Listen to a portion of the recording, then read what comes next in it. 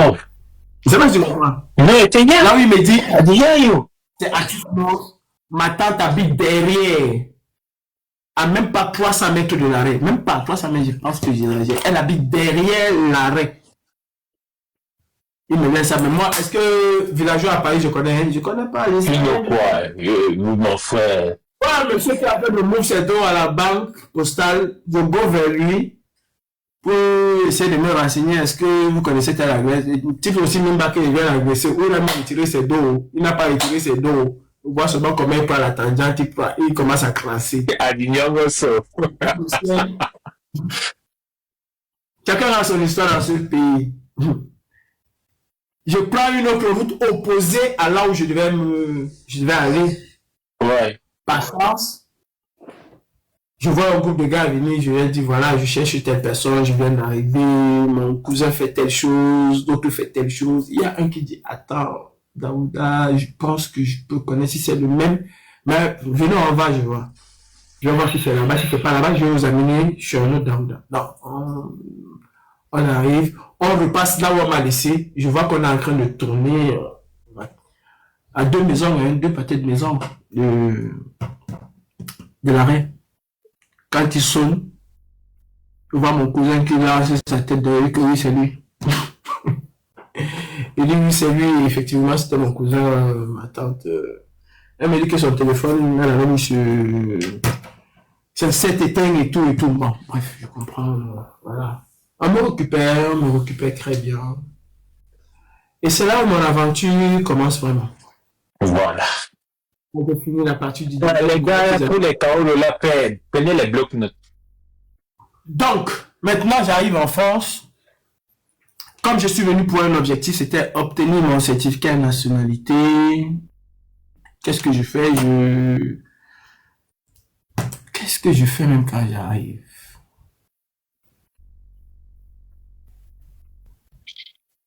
Je contacte un avocat.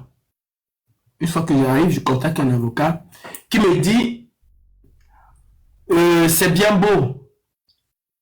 Les éléments que vous m'avez envoyés, parce que je l'envoie tous les éléments que j'ai par mail, elle me dit, mettre Keravec. Aujourd'hui, elle fait beaucoup plus dans l'obtention, dans l'immigration, dans les demandes d'asile, mais c'était pas ça en son domaine. Elle était spécialisée dans la nationalité, mais là aujourd'hui, elle fait beaucoup plus dans le domaine de l'asile. Elle me dit c'est bien beau, j'ai tous les documents, mais cela ne vous garantit pas de rester sur le territoire. Donc, ce que vous devez faire, c'est... Elle m'envoie une adresse Coalia, elle me dit, va Coalia, prends rendez-vous, tu fais une demande d'asile. Au moins, avec cette demande d'asile, cela ne t'empêche pas de continuer ton dossier de nationalité. Mais tu as quand même une garantie de rester sur le territoire. D'accord. Ce que je fais, je vais à Coalia, je prends rendez-vous, on y va et je leur dis exactement pourquoi je suis là. Ça, je ne me cache pas. Je dis exactement, je suis là parce que mon père, parce que j'ai droit à un certain nombre de choses. Donc, ils prennent rendez-vous avec la préfecture. Je repars à la préfecture avec tous les documents que j'ai pour la demande d'asile. Ils récupèrent bien évidemment la demande d'asile, mais me placent sur Dublin. Dublin, c'est que... Oui, parce que tu commentais de l'Italie. Tu commentais déjà de l'Italie, ouais. Voilà, ils me placent sur Dublin et tout. Entre-temps, mon avocat me demande d'écrire à Nantes pour solliciter la copie intégrale de la naissance de mon père. Ce que je fais, j'écris à Nantes. Nantes m'envoie la copie intégrale de la naissance de mon père. Ce que Nantes a dit que cela n'existait pas, mais une fois qu'il était sur le territoire, je reçois la copie intégrale de la naissance de mon père. D'accord. Comme ça, comme par enchantement, je le reçois. Donc, on introduit une demande, on refait une nouvelle demande de certificat de nationalité. Ça prend son cours. Et moi, je suis en procédure Dublin. Donc, l'Italie demande qu'on me renvoie en Italie. D'accord. Parce que l'Italie reconnaît que c'est elle qui doit inscrire mon dossier. Donc, il faut me renvoyer en Italie. J'attaque la décision de l'Italie, du préfet de 91, et je le gagne. Je gagne la préfecture de l'Essonne au tribunal. Sauf que la préfecture de l'Essonne fait appel, puisque je m'appuie sur ma demande de nationalité que j'ai faite, mon grand-père, mon père et tout, dont le juge me donne raison. Mais la préfecture de l'Essonne fait appel et elle gagne en appel. Ok. Il faut maintenant partir à la cassation. Non, je ne vais pas à la cassation. Tu laisses tomber. Je laisse tomber. Je ne vais pas à la cassation parce que moi, j'ai plusieurs armes dans mon sac. Je ne vais pas à la cassation. Entre-temps, je suis mis en résidence surveillée. Pas en résidence surveillée, ils ont un terme là. Ouais, je vais te donner le nom.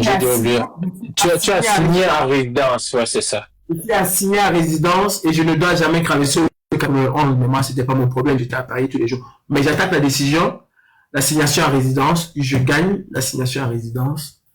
Donc, la préfecture doit me faire partir. Elle ne me fait pas partir. Elle tourne, elle tourne, elle tourne. Un jour, je porte mon sac. Moi, je ne vais pas attaquer en cassation parce que ça ne sert à rien. Je porte mon sac, je mets tout dans mon sac. Je vais à la préfecture. Je lui ai dit que je suis venu aujourd'hui parce que je vais retourner en Italie. Je suis fatigué de rester ici. Il faut que je retourne en Italie. Puisqu'ils ont interjeté appel, ils ont gagné l'appel. Je ne vois pas pourquoi ils vont me maintenir sur le territoire. Je veux retourner en Italie. La femme me dit que non, c'est pas comme ça que ça se passe. Il faut déjà acheter mon billet, il faut programmer. Oui, que madame, depuis que vous avez gagné le procès là, vous avez eu tout le temps de me faire partir. Allez, je ne vais pas partir à l'État le jour que vous allez décider que moi je pars. Vous restez donc ici. Pourquoi? Et péter un câble à la préfecture. Et que vous allez seulement appeler la police. Elle m'a dit qu'elle va appeler la police. Quand elle a dit donc qu'elle va appeler la police, elle pété un câble. Je te jure, j'ai pété. Donc, une fois qu'on a une fois là, on a recours d'un policier. Et ce n'est pas pour me mettre au clan. Quand il vient là, c'est pour me prendre, le mettre dans l'avion parce qu'il veut partir. Donc, elle a vu quelqu'un déterminé à partir. J'ai arrêté le service le jour-là. C'est-à-dire, c'est la première action de contestation que je fais ici. J'ai arrêté le service le jour-là. Donc, la jeune du préfet descend. Il demande c'est quoi. Je l'explique le problème. Je l'explique le problème de mon père, de mon grand-père. Je sors les documents, je mets devant lui. Il regarde, il regarde, il regarde, il regarde. Il me dit, allez, on s'assoit là-bas. Et que je bouge pas où je suis ici, là. C'est la police que j'attends. Il me dit, monsieur, allez vous asseoir là-bas. Donc, je me lève. Je m'assois, il m'a dit, il va y faire 1 heure. Il revient avec un dossier de procédure normale. Comme par hasard. Il revient avec un dossier de procédure normale, il nous remet. Il appelle les gens de nos filles, lui-même. Il appelle les gens de nos filles qui sont en face, ils viennent, ils me prennent en charge et tout, et tout, et tout. On me trouve une maison, là. On me loge à Paris, à rue Richard Lenoir, à quelques pas de la Bastille. Rue Richard Lenoir, il y avait un hôtel qu'on appelait la Grosse Bouteille. Je pense que je suis logé à la Grosse Bouteille. Je suis logé à la Grosse Bouteille. Procédure normale une fois. Donc, j'entre dans le circuit. Je dépose ma demande à l'OFPRA. Entre-temps, je commence mes premières manifestations.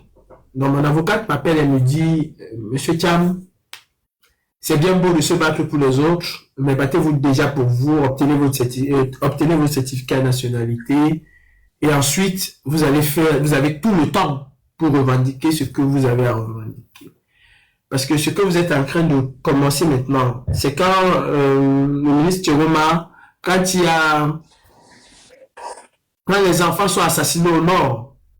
Il faut parler de l'école au thème. Quand les enfants sont au nord et qui dit que c'est au nord, donc ça me fait penser tout ce que j'ai vécu. Ça réveille en moi tout ce que j'ai vécu, tout ce que j'ai vu en route. Et là, quand on te dit ça comme ça, c'est en quelle année exactement? Non, on veut seulement savoir l'année. Le monde n'est pas obligé de... En 2018. Ok, 2018 déjà. Parce que j'ai fait ma demande en 2017. Toutes les tracasseries là vont jusqu'en 2018. Je suis toujours en procédure normale quand même en 2018. Donc, quand mon avocat, avant que je ne sois en procédure Dublin, Mhm. je suis en procédure Dublin, je pense en octobre 2018. C'est en octobre 2018 que je décide que me renvoie en Italie. Mais Mhm. quand on me fait ma demande de certificat de nationalité, que je commence mes premières manifestations, à la procédure, c'est ma deuxième manifestation. Je commence mes premières manifestations. L'avocat me dit, arrêtez tout de suite, parce que ce que vous faites, ils ne vont jamais vous accorder le certificat de nationalité. Parce qu'ils vont se dire que si maintenant que vous n'avez pas de situation en France, OK. vous êtes en situation précaire, vous n'avez rien du tout, vous commencez OK. ce que vous faites là, une fois que vous aurez la nationalité, ce serait pire. OK. Ils vont pas vous la- c'est pas compatible. Vous ne pouvez pas dénoncer la France, Afrique et venir demander un certificat Là, de nationalité. oui, exactement, ouais. Donc, je vous suggère de stopper ce que vous êtes en train de faire, de vous concentrer avant d'aider les autres, aidez-vous d'abord, de vous concentrer sur votre certificat de nationalité. Une fois que vous allez obtenir votre certificat de nationalité, vous aurez tout le temps de le demander. Mais je vous préviens que ce que vous êtes en train de faire maintenant, vous n'aurez jamais de certificat de nationalité. Ils trouveront tous les moyens possibles, et ils en ont, croyez-moi, ils en ont, pour vous interdire ce certificat de nationalité. Donc, je n'entends pas, je continue mes combats, je suis en procédure du blanc, et tout, et tout. Sauf qu'en décembre, le tribunal de Longjumeau rejette ma demande de certificat de nationalité. Donc, ceux qui ont des choses à faire, faites-le d'abord. Le tribunal de Longjumeau rejette ma demande de certificat de nationalité. Le tribunal de Longjumeau ne se base pas sur les éléments nouveaux que j'apporte au dossier, mais se base plutôt sur la décision de 2007 qui avait été faite par le juge des Français né et établi hors de France à Château de Rentier. Le juge dit, comme le juge de Château de Rentier a rejeté, moi aussi, je rejette. Alors que dans la demande, dans l'explication du juge, quand il dit pourquoi il jette, il dit que je n'arrive pas à apporter la preuve de filiation entre mon père et son grand-père et mon grand-père. Donc je n'arrive pas à apporter le lien, le certificat de nationalité, Le lien de filiation, ouais. qui fait la filiation entre mon père et son père. Pour cette raison, il rejette. Alors qu'en 2018, en 2017, parce que c'est en 2017 que j'ouvre la procédure, ils apportent cette filiation-là. Le juge me regarde pas en 2018, le 22 décembre 2018, il rejette. Pour moi, je suis déjà allé très loin dans mon histoire. Je m'en fous. D'ailleurs, jusqu'aujourd'hui, je suis en cassation pour clôturer cette partie-là. Jusqu'aujourd'hui, je suis en cassation avec la juridiction française parce qu'ils refusent toujours de me donner mon certificat de nationalité. Chose qui te bloque toujours. Parce que les documents... moi, je m'en fous d'une certaine manière. C'est vrai que je suis venu pour ça et je me battrai même en cassation pour ça. Mais ils ne refusent pas parce que je n'apporte pas les éléments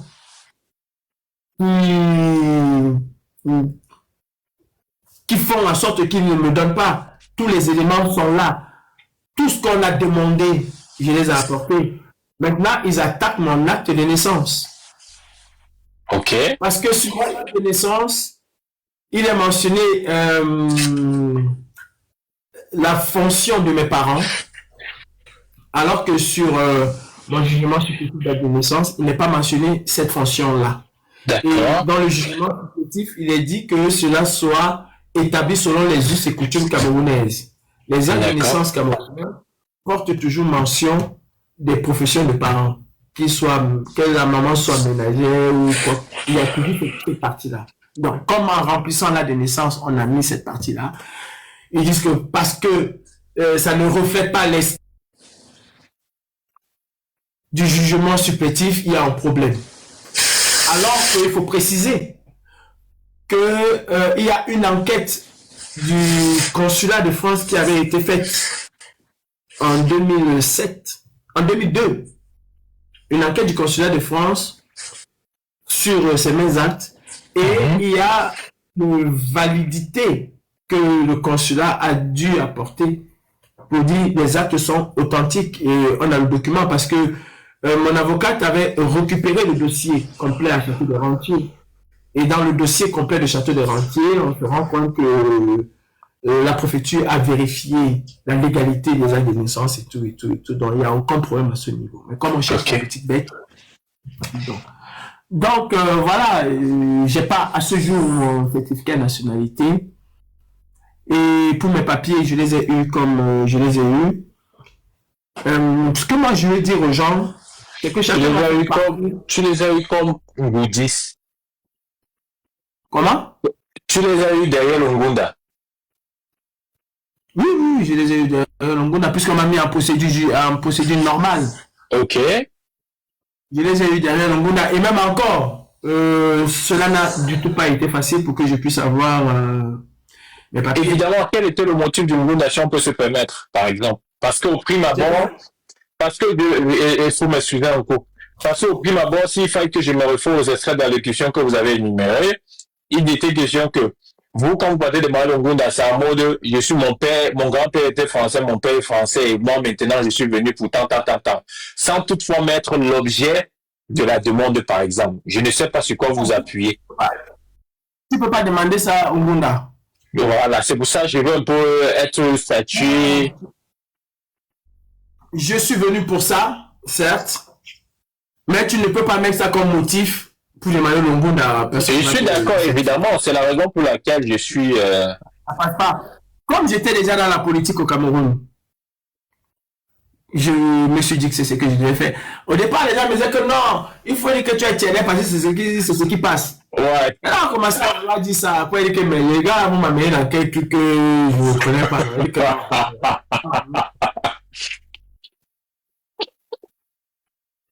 Et que, j'étais dans le Cameroun. Mais il faut préciser qu'entre-temps, je faisais quand même des petites vidéos. Ouais.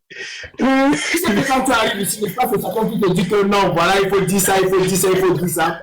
Moi, je dis toujours aux gens, n'écoutez pas les on-dit. Chacun, on passe tous par quelque part, mais chacun a son récit personnel. Et tu ne dois pas prendre le récit de Paul pour en faire le tien. Merci de parler de ça aux gens. Merci. Chacun a son récit, chacun a sa chance. Ça dépend de l'interlocuteur que tu as en face de toi. Et c'est pas parce que je vais prendre le récit de Paul que j'aurai le même interlocuteur qui va m'écouter de la même manière. J'aurai peut-être quelqu'un de beaucoup plus vicieux, j'aurai peut-être quelqu'un de raciste, quelqu'un qui... Oui, évidemment, il y a de tout.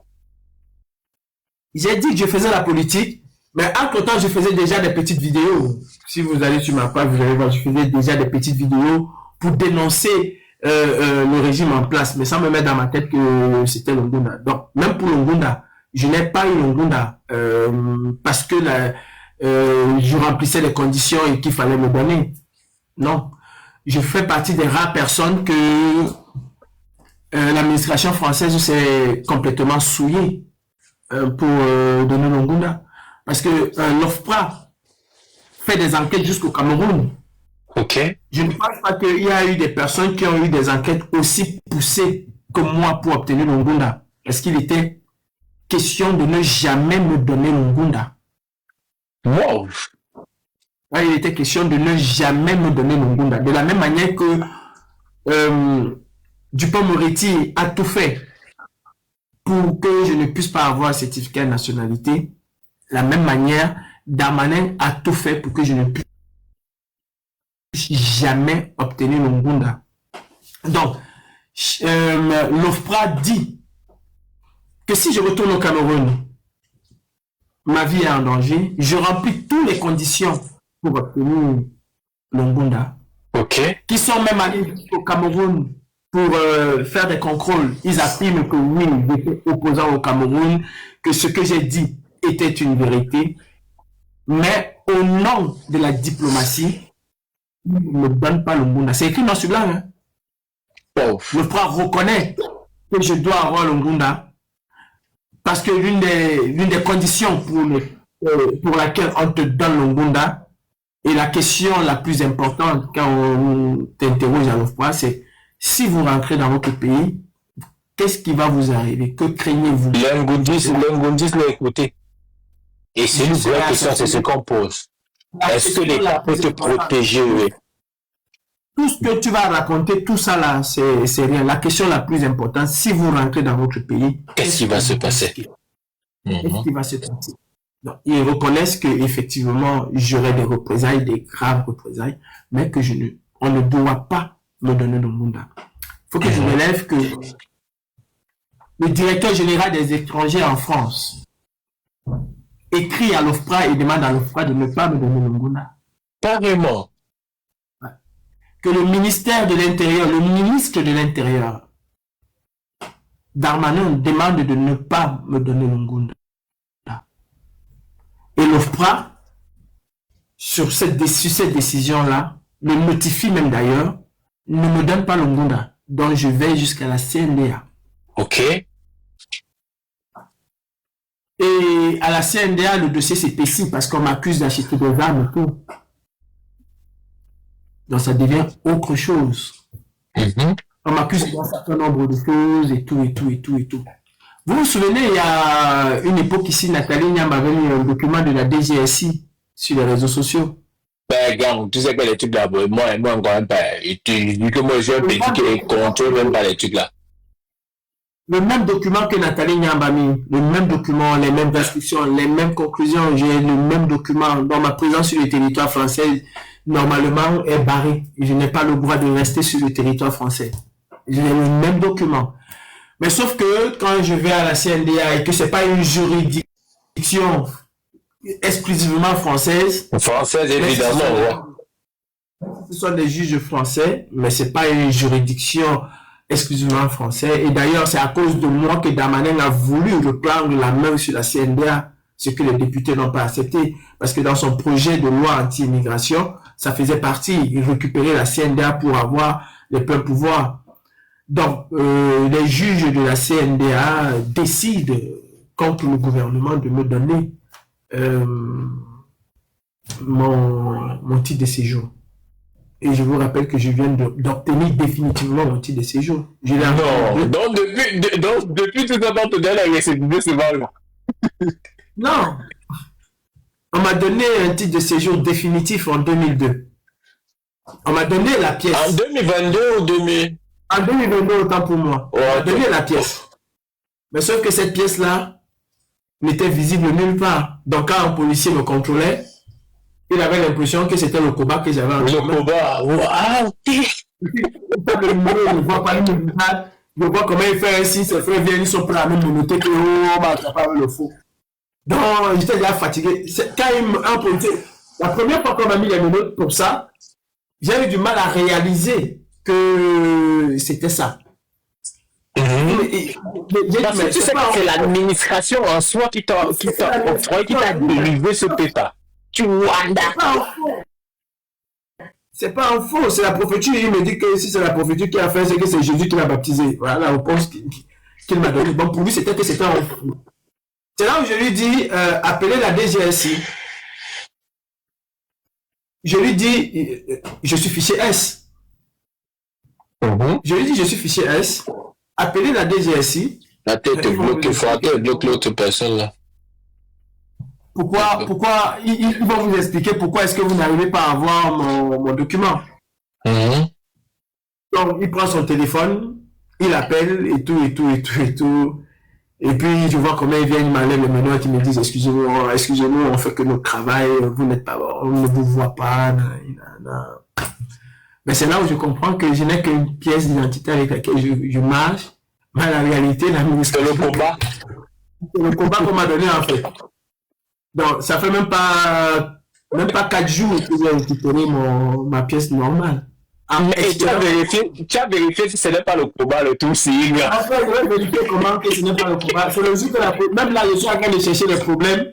Pourquoi même me contrôler pour me dire que si c'est le combat, ce n'est pas le combat. Même hier, j'étais en face des policiers, j'ai avancé les gros mots. Je croyais qu'ils vont venir m'arrêter, que monsieur venait ici, présenter et tout.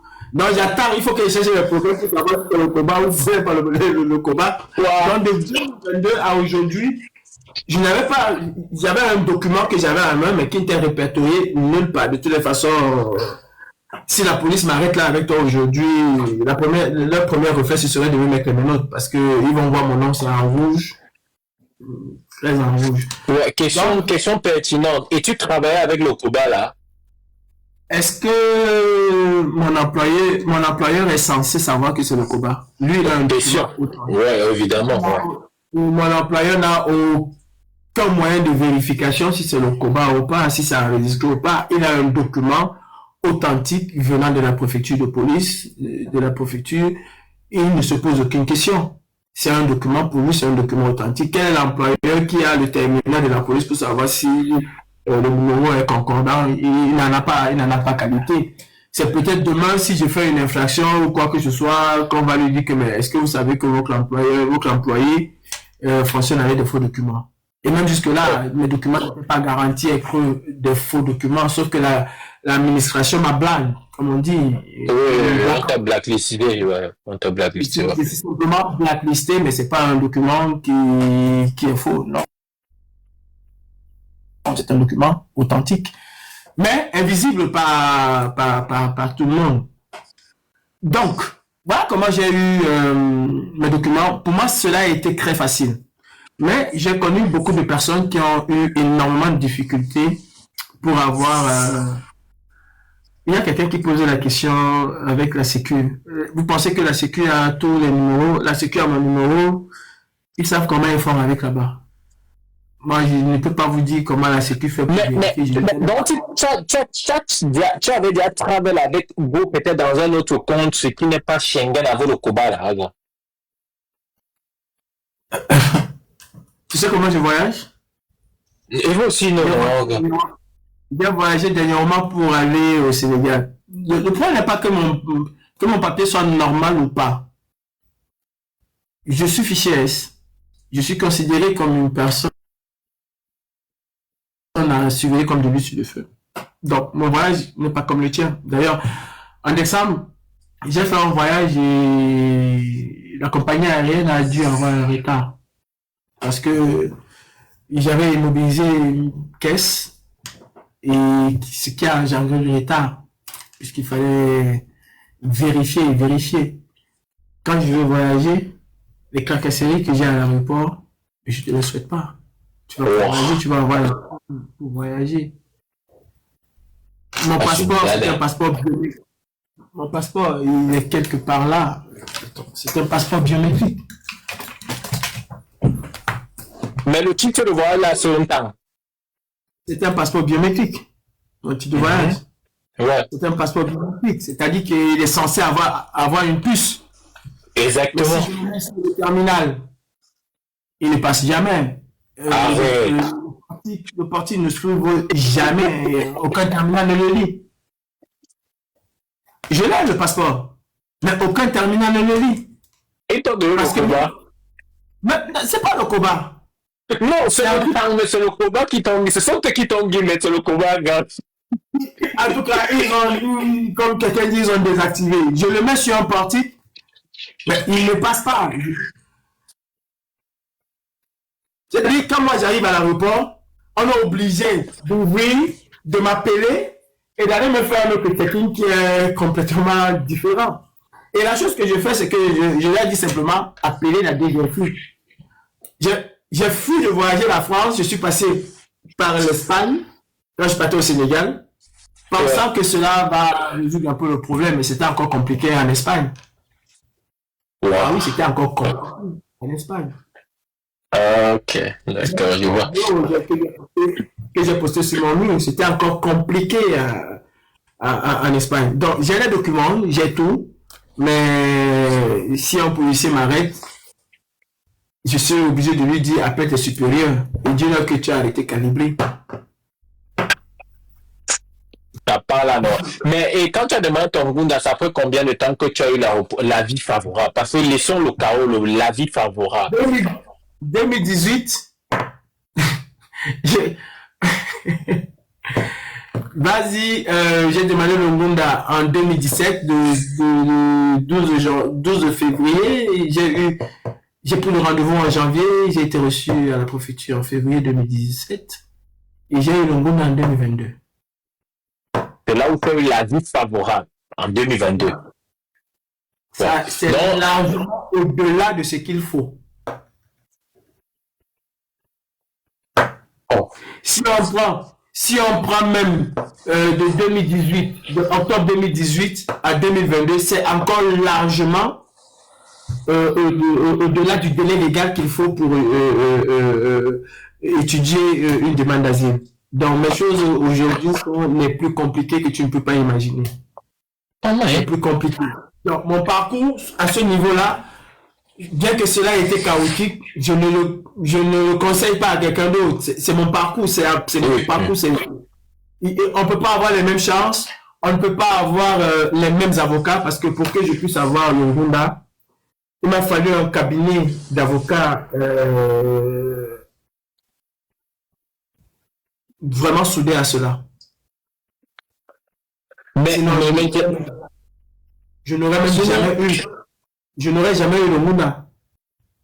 Si je n'avais pas fait appel à un cabinet d'avocats vraiment puissant, j'aurais jamais eu le Rwanda. Parce que pour l'administration, il ne fallait jamais m'autoriser à rester sur le territoire français. Ouais, tu étais blacklisté. Comme quelqu'un a dit, parcours de Beaux-Arts facile, mais difficulté pour avoir le carreau, le don. C'est que quelqu'un, il a résumé vrai ta story que tu as raconté. C'est-à-dire que moi, mes documents, je ne peux pas dire à quelqu'un que cela a été comme ça. Ça a été extrêmement, jusqu'aujourd'hui. Par contre, la maison, j'ai eu la maison en une journée.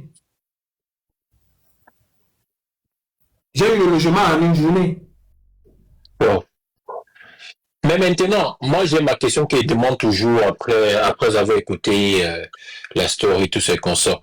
Quand tu as eu ton carreau là, non pour la première fois, quelles sont les sensations, qu'est-ce que tu as ressenti, tout ce qu'on sort?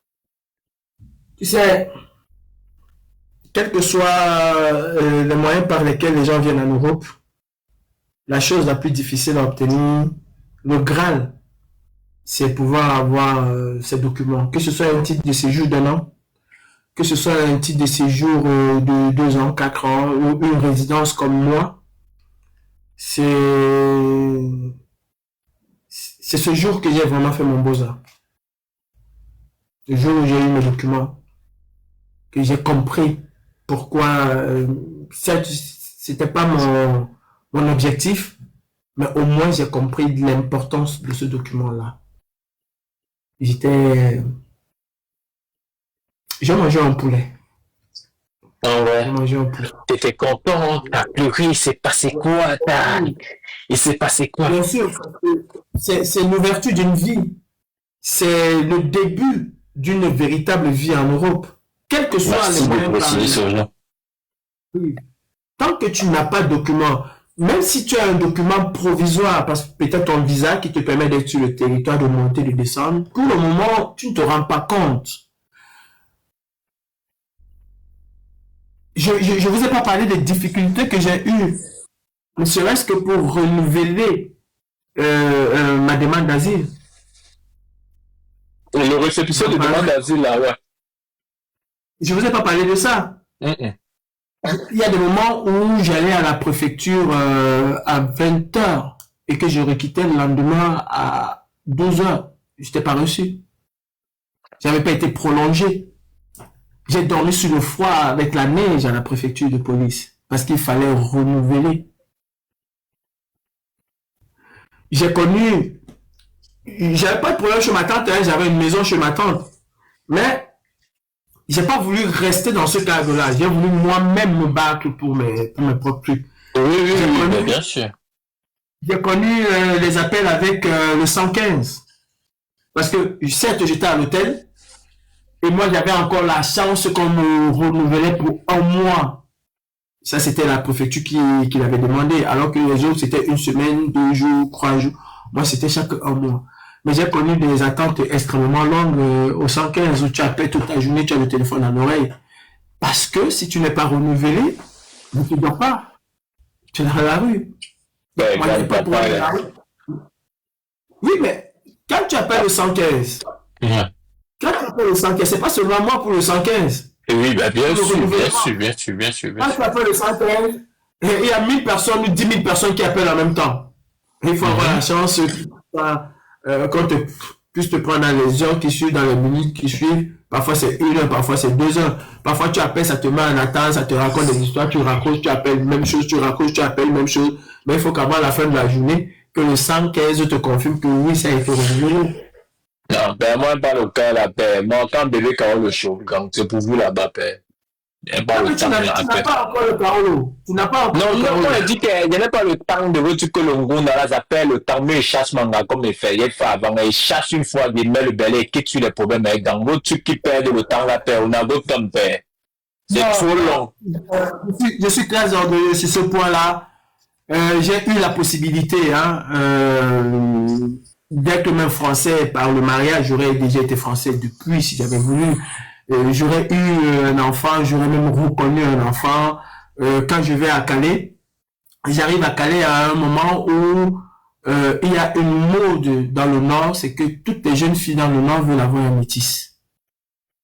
Toutes les jeunes filles. D'ailleurs, tous mes petits frères de Makéa que je connais, qui sont ici, tous sont des métis. Tous. Et à Calais, c'était pas ça qui manquait en fait.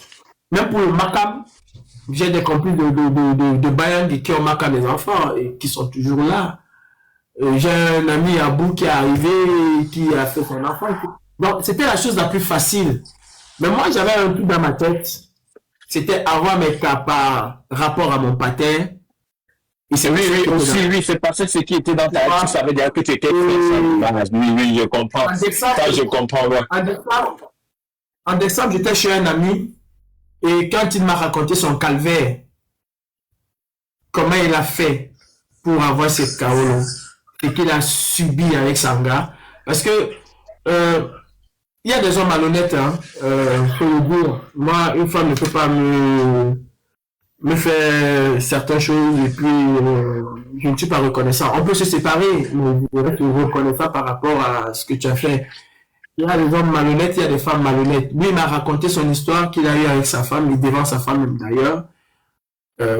Une femme qui venait coucher avec les hommes devant lui. Hein. Eh, gang, c'est les histoires là sortent comme c'est la guerre. Il m'a raconté son histoire qui m'a complètement cassé. J'ai dit, mais attends, ça sert à quoi? De subir tout ça parce que je veux les carreaux. Ben, moi, j'étais concentré dans mon truc. Ça m'a pris le temps. Mais comme tu as posé la question, le jour où j'ai eu mes papiers, j'ai été libéré de quelque chose. Au moins, voilà. Je pouvais faire venir mes enfants. Ce que j'ai fait venir mes enfants. Aujourd'hui, mon fils a 10 ans. Ok, d'accord. Je me suis battu, mon fils a 10 ans. Ma fille, elle a sa carte, elle va peut-être avoir sa nationalité si elle veut. J'ai fait venir mes enfants. Ouais, t'as fait ce qu'il fallait. C'était le début de quelque chose. Sans ce papier-là, tu ne peux strictement rien prévoir à nouveau. Tu vis dans une précarité qui ne dit pas son nom. J'ai été exploité pendant un mois où tu travaillais pour 5 euros l'heure. Après, j'ai trouvé que c'était très difficile. Tu n'as pas le papier. Qu'est-ce que tu... Ouais, t'as pas trop le choix en soi. Ouais, je vois ce que tu veux dire. Mais maintenant, moi, il y a une question que je sais que la plupart des internautes se posent. est la question de savoir où est cette dame qui vous a aidé, vous a tenu la main aujourd'hui. Êtes-vous encore en contact avec elle ou vous avez coupé tous les ponts? Non, mais tu peux pas. Tu peux pas couper les ponts avec. Certes, on s'appelle pas tous les jours, mais c'est une personne que j'attends un peu me stabiliser et je veux faire venir cette personne en Europe si c'est possible. Déjà, on a parlé de ça l'année dernière. J'ai demandé de choisir où elle veut aller. Et de temps en temps, quand je peux, je fais ce qu'il y a à faire. Quand elle me sollicite que je peux, je fais ce qu'il y a à faire. Cette personne, c'est une personne qui ne va jamais sortir de ma vie. Non, mais après, je comprends, c'est normal. Elle ne peut jamais sortir de ma vie. Elle ne demande même pas, elle est tellement fière de la personne que je suis devenue. Et le plus important pour elle, c'est la reconnaissance. Tu vois, l'effet même de parler, j'aurais pu mettre cette partie de côté. Oui, évidemment, évidemment. Et que j'en parle même pas trop, mais elle est au fond de mon cœur. Même si demain j'ai 1 euro, qu'elle m'appelle, qu'elle en a besoin, je lui enverrai les 1 euro, même s'il va falloir que je reste affamé. Parce que je ne me rends pas compte et je ne sais pas quels sont les sacrifices qu'elle a pu faire pour me donner ce qu'elle m'a donné sans me connaître. Je sais pas. Elle m'a mis dans des situations qui m'ont permis de faire un voyage tranquille. Elle m'a aidé, elle a été là et je vous ai même pas dit. Elle a insisté même quand je venais en France. Et je suis venu en France parce elle a envoyé l'argent pour que je vienne en France. Bon, Alors que je lui disais, elle m'a dit, ce que j'ai commencé, je vais finir. Tu partais en France, non? Eh ben, laisse-moi t'envoyer en France. Donc, c'est quelqu'un qui est à jamais dans ma vie et qui va faire partie, qui fait même partie de ma famille. d'accord. Oui, tu as rencontré une sœur en aventure. Oui. Je dis aux gens, dans la vie, apprenez à être reconnaissant. Certes, vous pouvez ne pas apporter à la personne une aide financière, mais être reconnaissant dans la vie, c'est quelque chose de très, très, très, très, très important. Soyez toujours, toujours reconnaissant. Quel que soit ce que quelqu'un vous a fait, je peux vous assurer que vous ne pourrez jamais rembourser cette personne. Détrompez-vous. Offrez une villa à cette personne-là. Cela ne va jamais rembourser. Ne croyez pas que vous avez fait grand chose. Parce que quelqu'un qui te donne 100 francs, alors que tu es dans l'abîme, tu n'as même pas moyen d'avoir 1 centime, et que ces 100 francs-là te permettent de survivre, de vivre, d'avoir de l'espoir, tu ne vas jamais rembourser ces 100 francs-là. Donne-lui un Ouais, milliard ça, c'est de sûr. demain, Ouais. mais c'est 100 francs-là. Ouais, parce que tu n'avais pas ça à cet instant, on sera, Tu oui. n'avais pas ça à cet instant. Ouais. Quelqu'un qui me donne 1 million aujourd'hui, face à cette dame qui m'a donné ce qu'elle m'a donné avec tout son amour, toute son affection, c'est pas pareil. Aujourd'hui, je n'en ai pas besoin. Bah oui, Certes, c'est normal. certes, quand je quittais le Cameroun, je n'en avais pas besoin. Oui, bah Mais bien sûr. Ce geste spontané marque ma vie à jamais. Et d'ailleurs, elle est dans mes prières tous les jours. Quand elle a voulu ouvrir, parce qu'elle a eu des problèmes au Nigeria et tout, quand elle a voulu ouvrir son restaurant au Cameroun, j'ai fait le nécessaire qu'il fallait pour qu'elle puisse ouvrir son restaurant. Je ferai tout. D'ici l'année prochaine, je vous présenterai cette personne si Dieu le veut. Nous serons ravis de connaître celle qui vous a fait arriver vraiment en dingue, parce que les personnes comme ça sont rares. Et c'est la même chose que je partage, parce que quand je dis aux gens, écoutez, c'est ce que je dis toujours à mes villageois, mes villageoises, comme quoi la reconnaissance ou encore la relation humaine est beaucoup plus importante que l'argent. Parce que moi, c'est ce que mon père m'avait dit une fois, et jusqu'à présent, je pense que c'est le cas. Et en retour, vous redites aussi la même chose, et ça fait vraiment plaisir que vous soyez reconnaissant. Même en amour, hein, il n'y a pas que le mal dans l'amour. Il y a aussi des personnes, même pour un instant, où vous ont apporté du bonheur. Et il faut savoir le reconnaître. Bah oui, ça c'est sûr. Bah oui. De quelqu'un. Et cette personne-là, entre mon frère de sang et cette personne, le choix serait très vite fait. C'est mon frère. Mais cette personne, c'est encore beaucoup plus qu'un frère, qu'une sœur. D'accord. Non, mais je comprends, parce que nous tous, on a rencontré, après ça se comprend. Bon, là, ce qu'on va faire, nous te remercions énormément d'être passé, parce que c'est que pour vous avoir, c'est quelque chose de très, très difficile. J'ai un conseil très important à donner aux gens. N'hésitez surtout pas, quand vous êtes ici en France, d'avoir, pour toute demande, que ce soit l'asile ou quoi que ce soit, n'hésitez pas d'avoir une intégration. Quand je parle d'intégration, je ne vous demande pas de manger le camembert ou de manger quoi que ce soit. Mais dans le milieu associatif, parce que si il y a quelque chose qui a beaucoup joué en ma faveur, ce sont les associations. J'ai beaucoup apporté dans les associations. Je me suis investi dans les associations. C'est très important. Les gens pensent que c'est rien. D'ailleurs, il y a une personne que je connais qui a eu des problèmes. Je lui ai dit, va à la mairie, va au CCAS et essaie d'être bénévole là-bas. Ben, elle est partie, ça s'est bien passé. Ça s'est très bien passé pour elle. Essayez de vous investir dans les associations, travailler dans les associations. Moi, j'ai des diplômes qui m'ont été décernés par les associations. C'est très important. Même si votre dossier est bancal n'importe comment, parfois le préfet, il prend aussi en compte cela. Parfois le préfet, il regarde. Est-ce que quel est votre rapport dans la société, malgré la difficulté et tout, quel est votre rapport? Et les associations sont là pour vous aider. Ils ne sont pas là. Quand vous passez votre temps là-bas, vous ne pensez pas que vous jetez ce temps-là. Non, vous ne le jetez pas. C'est très important d'aller aussi donner de son temps. Moi, les gens m'ont aidé. Les gens m'ont aidé. Pendant le Covid ici, j'ai donné plusieurs milliers d'euros à la commune de Vigny-sur-Seine. J'ai aidé le CCAS de Vigny-sur-Seine avec de l'argent. J'allais acheter des choses, des denrées et que je venais donner au CCAS. J'ai donné de mon temps au CCAS. J'ai accueilli les gens. Et Emmaüs aussi, je l'ai fait. Et que ce soit Emmaüs, que ce soit la mairie de Vigny-sur-Seine ou même ici à la mairie, j'ai des lettres des maires qui m'ont envoyé pour me féliciter, pour me remercier de mon apport. Et tout ça mis dans le dossier, ben, je peux vous dire que ça a joué énormément dans la prise de décision de la CNDA.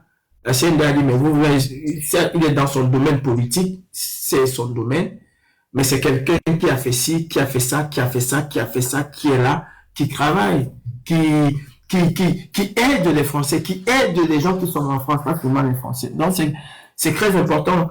À la préfecture de l'Essonne ici, j'ai assisté à quelque chose où le préfet a envoyé me rencontrer parce que j'avais écrit au préfet. Vous savez, quand vous arrivez à la préfecture, nous on est là depuis 20 heures. Il y a des gens, des petits malins qui arrivent à la préfecture à 8 heures parce qu'ils savent qu'on va ouvrir le portail bientôt. Et dès qu'on ouvre le portail, ils se mettent à courir. C'est-à-dire, toi qui es là depuis 20 heures, tu es d'abord fatigué, tu n'arrives pas à marcher. Le gars court pour prendre la première place. Et moi, la première place, c'était de l'or. Mais moi, jamais je ne courais. Jamais je ne courais. Je savais que j'étais deuxième. Vous montez, vous descendez. Les autres, moi, c'est pas mon problème. Mais moi, ma deuxième place là, il n'y a personne qui ne souffre de rien. Non, vous voulez vous courir, moi, c'est pas mon problème. Les gardiens, là, me connaissaient. Vous courez comme vous voulez, c'est pas, moi, ma deuxième, je ne peux pas être là à 20 heures. Toi, tu viens à 8 heures, tu viens passer devant moi, ça dit Chris. Il y a du mot, papa. Je pense c'est qui, mon frère. Donc, j'étais à la préfecture une fois, les gens couraient. En courant, ils ont poussé une femme. Elle avait son bébé. Et le bébé est tombé. Les policiers étaient là, ils étaient en train de rire. Mais, gars, j'ai pété un plomb sur eux.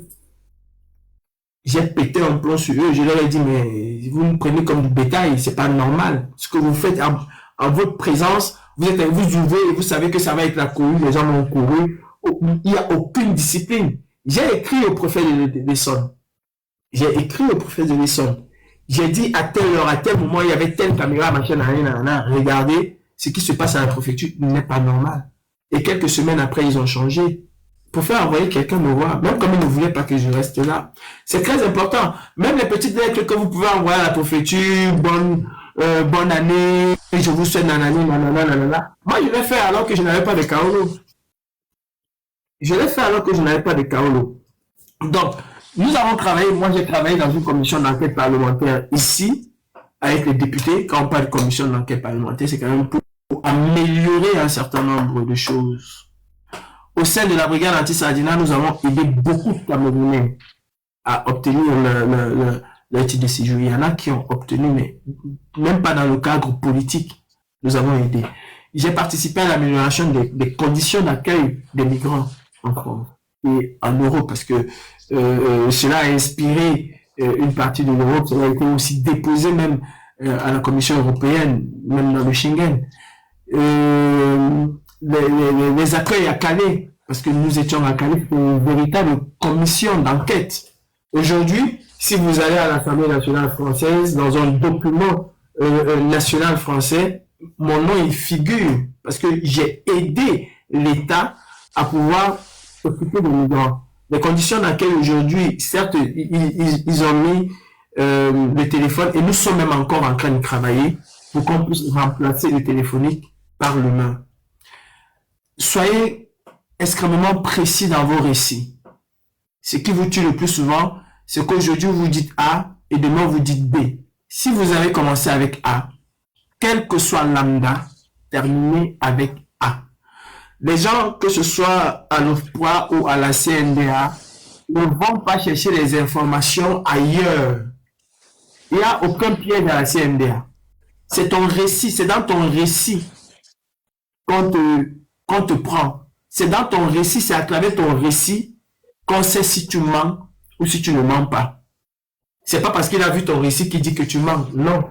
Les questions qu'on va te poser, on va pas aller chercher ces questions-là ailleurs. C'est dans ce que toi-même tu as dit. Donc, évitez d'écouter ce que les gens vous disent et vous écrivez. Parce que quand tu racontes quelque chose que quelqu'un t'a dit, tu ne mets pas d'émotion là-dedans. Et tu vas forcément oublier même certains détails. C'est un narratif. Tu es en train de dire des choses et tu vas même oublier des choses. À l'OFPRA, on ne te demande pas, attention, d'être précis sur la date. On ne te demande pas d'être précis sur le mois. Faut pas que tu dis, quand tu commences, le 21 janvier 1950, j'avais fait ceci. Le 22, ça sonne très faux. C'est pas si tu comprends, ça sonne très faux. Quelqu'un qui a subi des choses ne peut pas être aussi précis sur les dates. Il faut être approximatif. Ouais. Il faut être le plus souvent approximatif. Mais quand tu apportes une certaine précision, tu crois qu'il faut être absolument précis, ils arrivent instantanément à discerner le vrai du faux. On ne peut pas chercher loin. Il y a la gestuelle.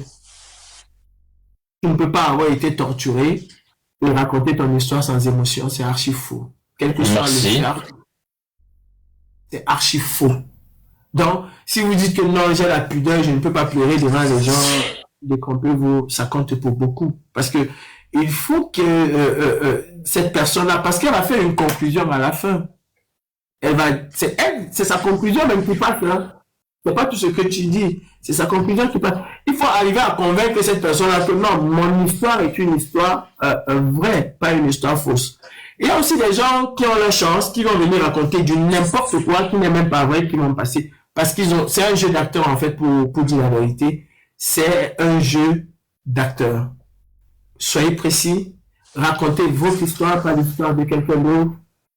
Soyez précis, soyez clair et argumentez. Parce que on va te poser une question d'une manière différente. On attend simplement que tu argumentes. Pour celui qui dit qu'il ne vérifie rien au pays, il n'y a pas plus vérificateur que l'OFPRA. Dans les cadres où l'OFPRA ne vérifie pas au pays, parce que ce n'est pas des choses qu'on vérifie, c'est dans le cadre de l'incision. Mais dans le cadre politique, attention à ce que vous dites. Parce que généralement, l'OFI, ça dépend aussi de la tête du client qui est en face d'eux. Quelqu'un comme moi qui ne veut pas accorder quelque chose, forcément, ils vont pousser les enquêtes très loin. Je ne sais pas si on se comprend un peu. Ouais, et il faut des preuves avec. Dans le cadre de l'incision, ils savent, si tu vas leur dire que tu es Douala et que ton enfant s'est fait inciser ou que tu as été incisé, ils ne vont jamais l'accepter. Parce qu'ils savent que ce n'est pas des choses qui sont pratiquées dans le centre. Ils le savent, ils n'ont pas besoin de le vérifier. Ils le savent. Mais si tu dis que tu es full B et tout, ils savent que c'est une pratique qui a lieu culturellement dans cette zone-là. Ils n'ont pas besoin. Oui, non, mais c'est clair. Ils n'ont pas besoin. L'excision, je dis, j'ai pas parlé d'exclusion. ou bien j'ai dit exclusion, peut-être j'ai été l'excision. Ils vont pas aller plus loin que ça, parce qu'ils le savent. Mais quand tu es dans le volet politique, attention, en matière politique, le Cameroun est un pays un peu, selon eux, un peu propre. La notation du Cameroun a changé en 2018. Encore faut-il prouver, parce qu'ils vérifient. Tu vas pas simplement dire que j'étais du MRS et on va t'accepter, ou bien j'étais du PCR. Non, ils vont parfois aller vérifier. Parce que plus il y a recrudescence des demandes d'asile de ce côté-là, plus ils commencent à visser. Un, ça passe, deux, ça passe, trois, on commence à visser. Donc, si c'est pas l'excision, si c'est pas quoi encore? Le néologisme. Ouais, ça aussi. Ça aussi, ils vont pas vérifier. On ne demande pas les preuves avec peut-être. Généralement pas. Généralement pas. Comment tu fais pour prouver tes allocutions? Comment tu fais pour prouver tes allocutions? C'est déjà dégradant de te demander d'aller te faire ausculter par un médecin pour savoir si on t'a bouclé chez eux. Aussi, c'est pas con.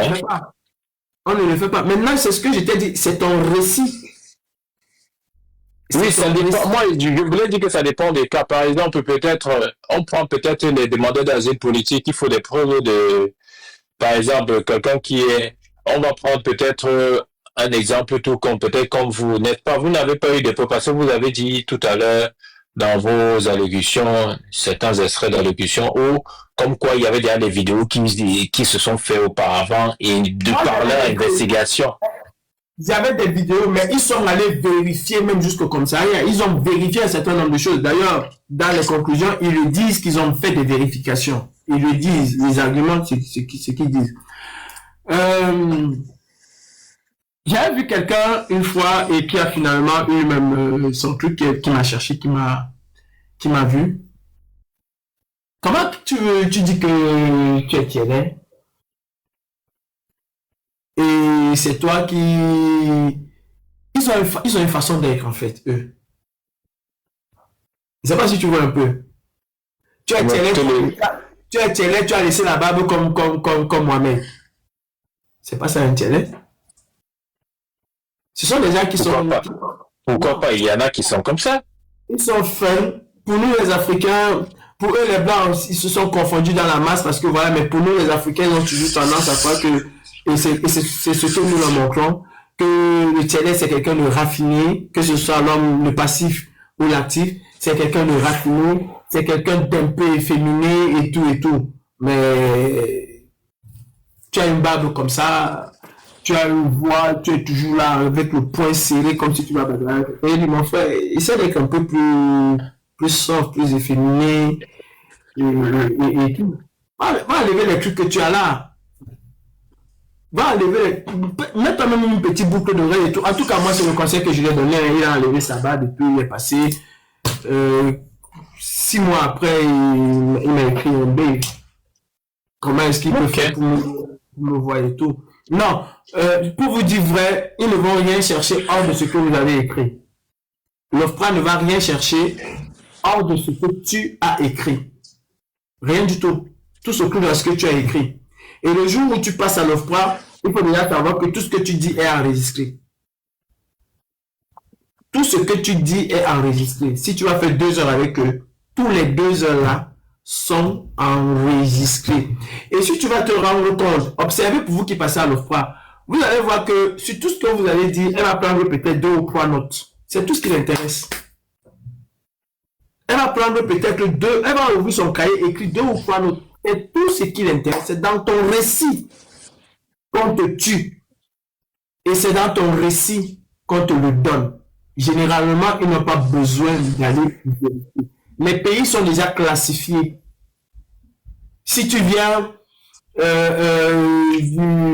du Sénégal pour un problème d'excision, ils savent déjà que ça se passe là-bas. Tu viens du Mali pour ce problème-là.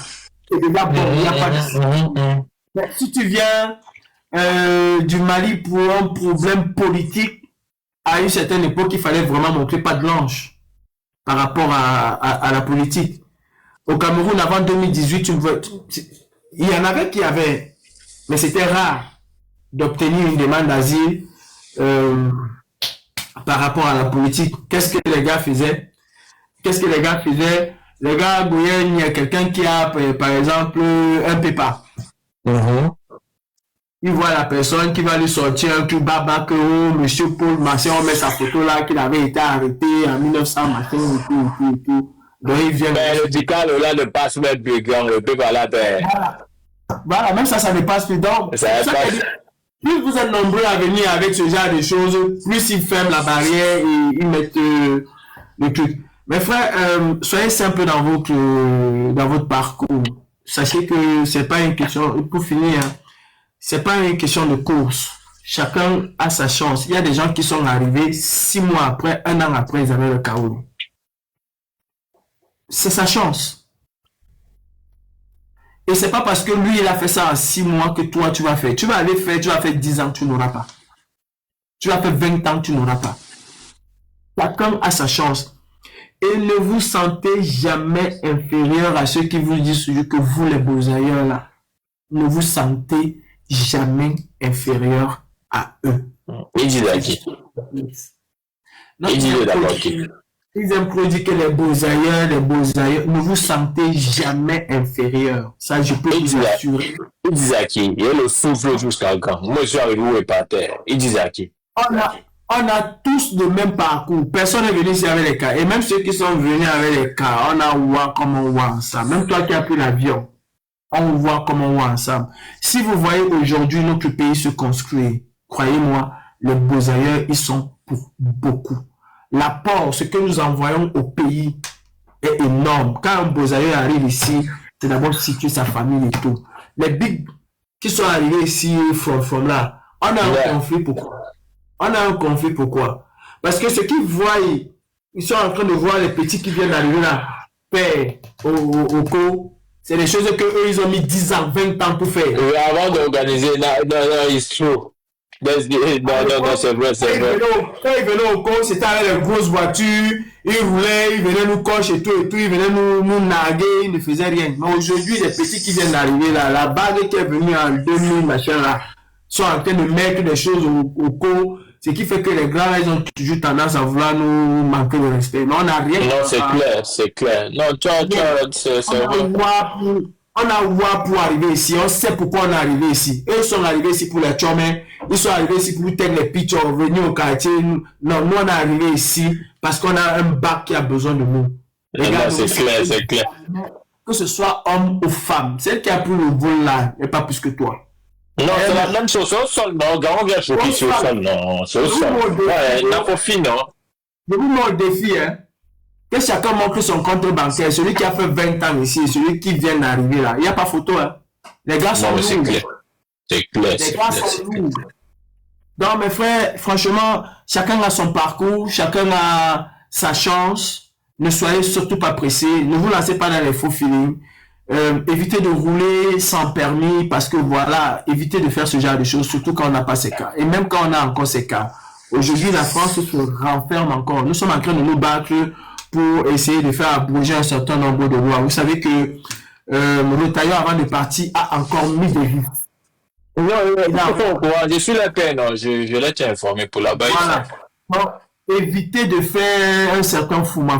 Concentrez-vous sur vos cas. Les cas, vous allez les avoir. Quand vous avez mis au QTF 20 fois, vous allez les avoir. C'est sûr, c'est clair. Merci pour la force, gars. C'est clair. Merci. On va prendre un peu la question de charisme là. C'est la seule question qu'elle veut prendre. Après, on va voir ici.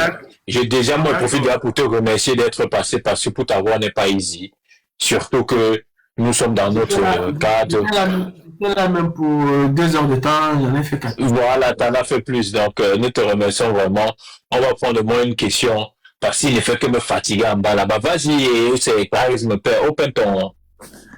J'espère que ça concerne, si ça concerne la politique, tu descends. Non, je suis pas, ça concerne pas la politique. Ok, alors, si c'est dans la story qu'il a raconté, c'est oui, bon. qu'il a raconté. Non, c'est même dans la story de ceux pour qu'il est Kembeng.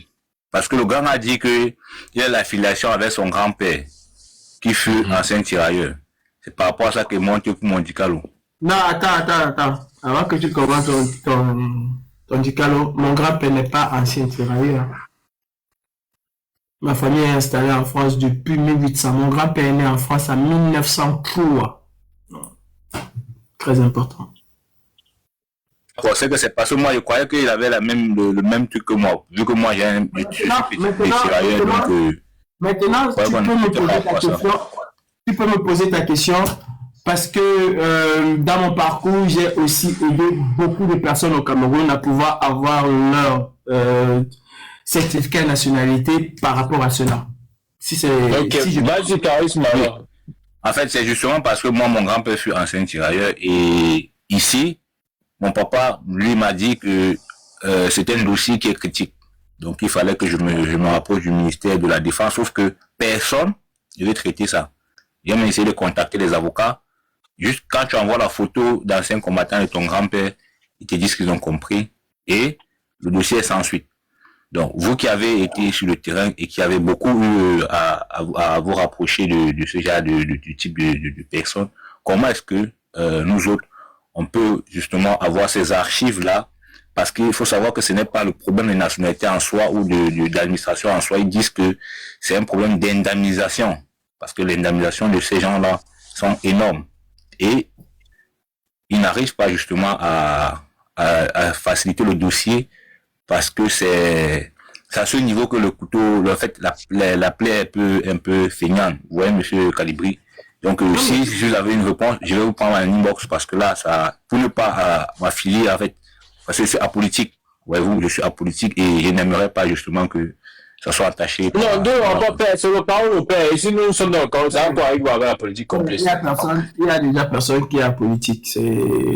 Il faut qu'on fasse une différence entre faire de la politique et faire de la politique politicienne et faire de la politique au quotidien. Tout le monde fait de la politique au quotidien. À partir du moment où tu payes une TVA, où tu payes de l'impôt, tu fais de la politique. Quand tu dis que c'est ton argent, effectivement, c'est ton argent, c'est toi qui payes les ministres, c'est toi qui payes les fonctionnaires. Donc, tu fais de la politique d'une certaine manière, mais tu n'es pas un politicien. Ça, je peux te comprendre. Maintenant, en ce qui concerne ta réponse, c'est vrai qu'il y a un problème d'indemnité, un sérieux problème d'indemnité là-dessus. Il faut déjà savoir quel est le régiment où ton grand-père a servi. Il faut écrire aux archives militaires pour déjà savoir où est-ce que ton grand-père a servi. À partir de là, vous pouvez monter un dossier. On va faire un dossier complexe, mais c'est pas quelque chose que vous ne pouvez pas. Est-ce que en 1960, quand le Cameroun obtenait son indépendance, parce que c'est aussi important, est-ce que ton grand-père était au Cameroun? Il a travaillé comme étant pensionnaire, c'était le premier garde prisonnier à l'époque en 60, donc dans l'administration française. S'il était au Cameroun, c'est que quelque part il a perdu sa nationalité française. Parce que beaucoup de gens ne savent pas. Hein. Si vous arrivez, même si votre père n'était pas militaire ou quoi que ce soit, si vous arrivez à prouver qu'au moment de l'indépendance de votre pays, du pays de votre père, qu'il n'était pas dans son pays, ça veut dire qu'en réalité, il a conservé de plein droit sa nationalité française. Ça, beaucoup de gens ne le savent pas. C'est-à-dire quoi?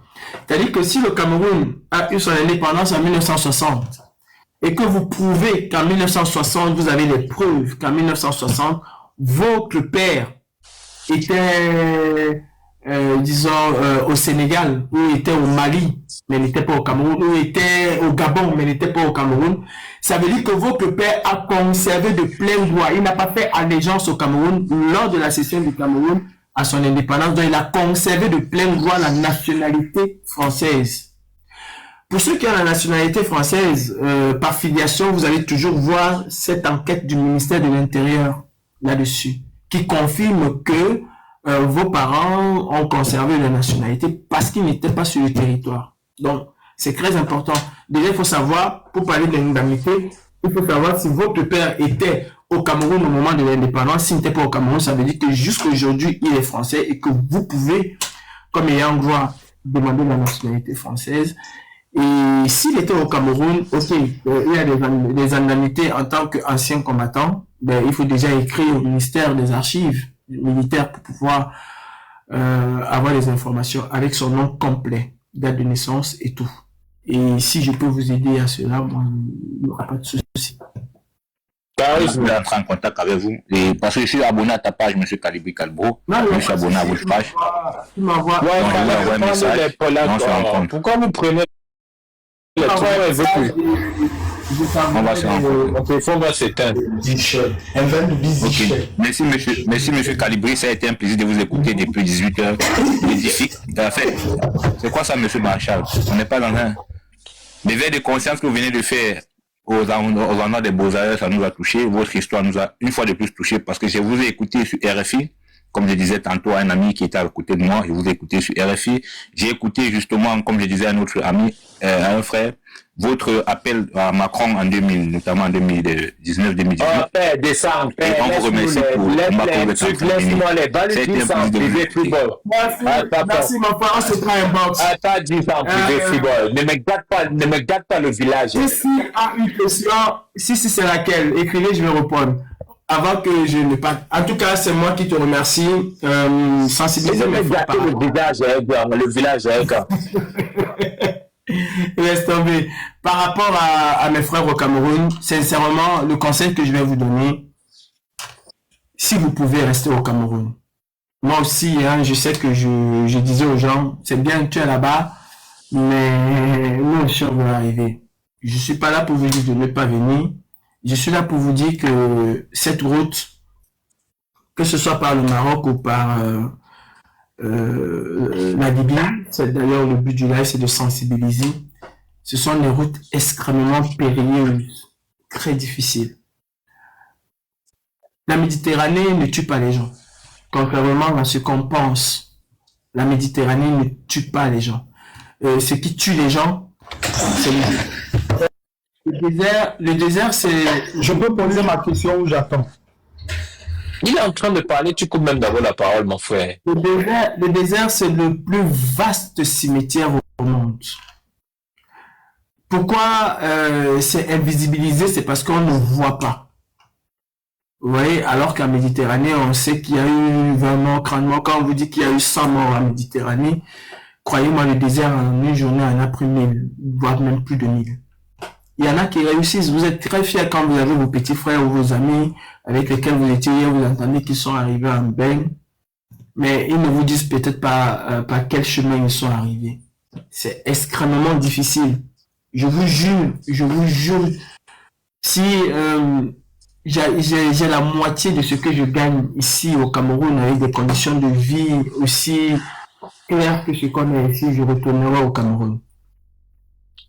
Ici, je fais 7 heures de travail.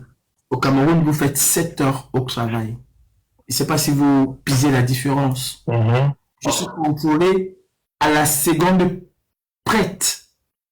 J'ai un scanner avec moi. Si j'arrête le scanner pour 20 minutes, je dois des explications à mon manager. Je dois dire pourquoi j'ai arrêté mon scanner. Alors qu'au Cameroun, vous arrivez, vous vous asseyez, vous montez, vous descendez, vous lisez, vous faites n'importe quoi. Ici, 1 euro gagné, c'est beaucoup de souffrance. Non, mais c'est clair, c'est honnête. Énormément de souffrance. C'est vrai que c'est beaucoup comparé au Cameroun. Mais, les gars, c'est très difficile. Je prends Pagnol et puis... oui, Pagnol, dénue-toi. Comme tu es un poli là, pendant parler, tu coupes la parole, un père avec la brésilienne. Ok, je vais poser la question. Calibri Calibro. Ça dit quoi, mon frérot? Ça va. Je te préviens déjà, ici, c'est pas la politique. Donc, c'est ce que je voulais dire. Mais, chef du village, est-ce que tu me connais, mon frère? Ton téléphone va s'éteindre. Donc, pose ta question. Bon, en fait, Calibro, comment est-ce que je peux faire pour avoir les Kaolo au niveau de la France? Comment est-ce que tu peux faire pour avoir les Kaolo au niveau de la France? Est-ce que tu as déjà les Kaolo où tu es? Oui. Mais pourquoi tu veux les Kaolo de la France alors que tu as déjà les Kaolo où tu es? Je veux avoir 2 Kaolo. Tu vas avoir 2 Kaolo. Comment tu as quel Kaolo là où tu es? Mon mari et femme enfant, quand tu vas avoir les chaos l'enfant, c'est la seule chose que je peux te dire. Laisse celui qui peut avoir son Gunda. Non, je blague, je montais seulement saluer Calipin. Non, tu manques, il t'a coupé une fois, dedans qu'on ne parle pas de politique, ça t'a si là. Si tu penses que pour les Babylone, tu as vu les Babylone, ça t'a si là plus fort, ça t'a aimé une fois que mère. C'est ça. Si tu m'as demandé 100 euros, ce sera avec plaisir que je pourrais te donner 100 euros, mais pour le moment, les grands frères de là où ont coupé ma carte, donc ma carte bancaire, on ne passe pas, j'aurais pu t'envoyer 100 euros. Qui parle de tourner grand. Bon, l'émission, c'est tous les samedis, dimanches, 19h. Tous les samedis, dimanches, on a toujours un invité ou une invitée, ça dépend. Et en semaine, vous orientez dans votre truc de questions-réponses concernant le chaos de certains pays, tous ces consorts, Gunda, Nanani, Nanana. Je fais souvent ça en général une fois dans la semaine, donc peut-être le mercredi. Donc ne manquez pas l'émission. C'est l'émission qui édifie, qui donne beaucoup de schémas. Merci d'être passé, Grand. Si tu as un mot pour mes villageois, nous te remercions franchement. Tu as respecté que ton petit ne connaît rien de la politique, ne connaît rien du Congo, ça, et des Sankaesson, de la haine, des classes, tous ces concepts. Tu as respecté ça. Nous sommes restés dans notre concept précis. Et tout s'est bien passé. C'est ce qui manque sur la toile camerounaise, des émissions pour édifier les gens, pour sensibiliser les gens. Généralement, nous nous lançons dans les choses qui ne nous apportent rien de bon. Et je salue ton concept. D'ailleurs, si j'ai accepté passer là, c'est parce que j'ai essayé de faire le feedback et j'ai vu que c'était une émission de conscientisation qui est beaucoup importante.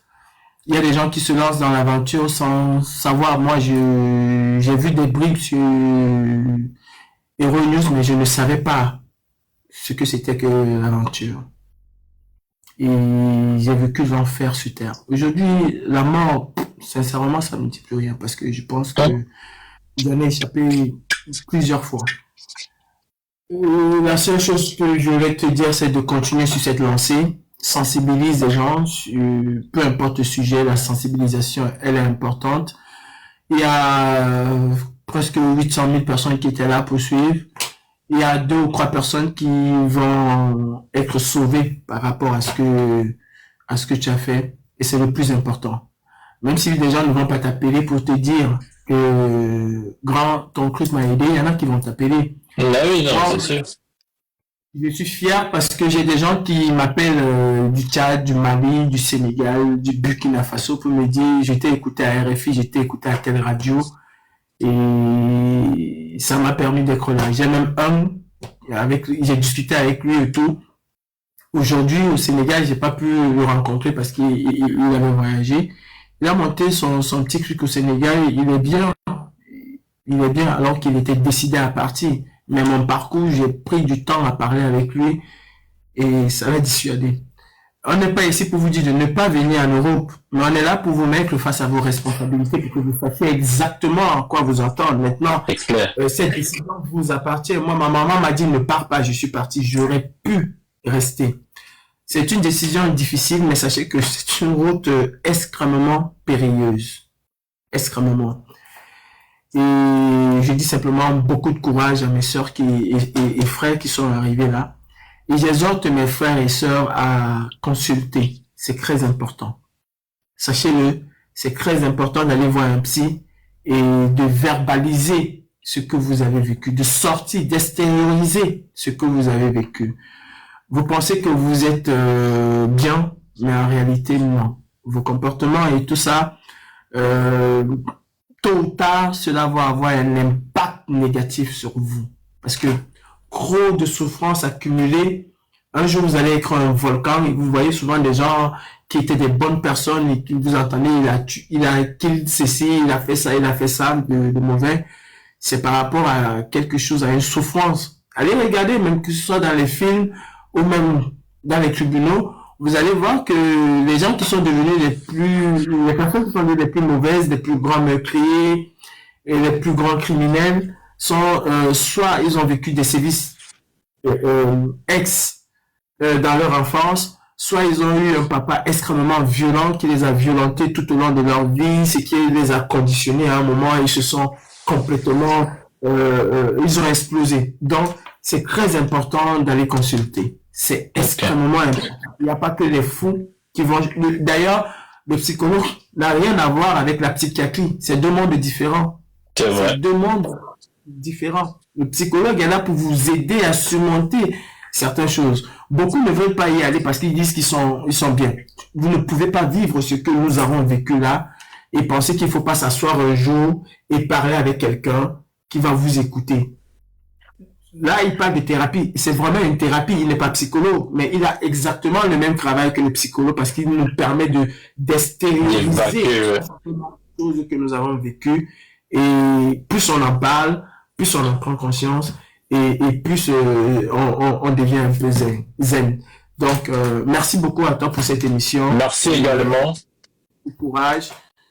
Merci beaucoup, bon, merci, ça fait vraiment plaisir. Les gars, vous avez demandé quand je suis en pleine négociation avec mais il me fatigue, le gars, la laisser. Vous connaissez le programme, je vais toujours parler avec lui, on va tout inviter. Nous te remercions, merci d'être passé, merci d'avoir respecté le concept, de ne pas tout mélanger. Nous te remercions vraiment, sois béni avec ta petite famille, que papa doit faciliter. Bon, le bilan, on se prend en semaine. Nous, on se prend en semaine pour développer vos schémas. Ok, merci bien, au revoir. Merci. Et ceux qui ont besoin d'aide, hein, vous pouvez aussi me contacter. Je vais vous donner 2 ou 3 pistes. Je peux vous envoyer chez 2 ou 3 personnes qui peuvent vous aider. C'est la famille. Merci beaucoup, bonne soirée.